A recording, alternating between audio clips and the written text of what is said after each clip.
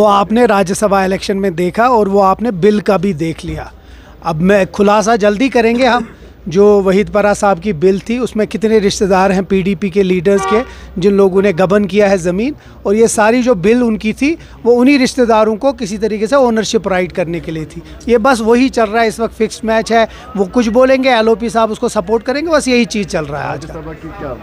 आप जानते हैं, अब आपको क्या बताएं, हम खुद आ जाएगी बात बाहर आस्ते आस्ते, आप देख लीजिए। यानी कि जो बीजेपी को बोल, अब वो मैं आप समझ लीजिए, जो मैंने बोल दिया। तो आज जो बीजेपी की तरफ से जो मतलब हंगामा हुआ है गलत है। वो जानबूझ के लोगों के मसाइल उठने वाले थे, और वही मैंने अपनी स्पीच में भी बोला कि अगर 0 आवर एक बहुत अहम होता है जमहूरियत में और असेंबली में, जहां लोगों के परेशानियां और लोगों के इश्यूज रेज होते हैं।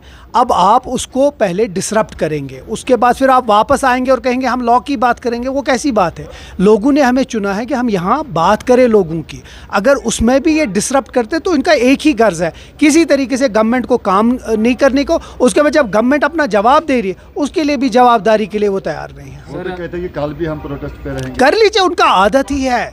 बीजेपी का रोल ही है पूरी मुल्क में तबाही करने का, एक दूसरे के साथ तोड़ने का और कम्युनल बातें करने का। जब वो उठेंगे वो कम्युनल बातें करेंगे और कोई भी ऐसी बात नहीं करेंगे जिससे जम्मू कश्मीर का फ़ायदा हो। सर, करप्शन के इल्ज़ामात लगे, सीएम रिज़ाइन के इल्ज़ामात लगे और भारत माता के जय के नारे भी लगे, तो आप करिए। अब करिए, वो करिए जो करना है।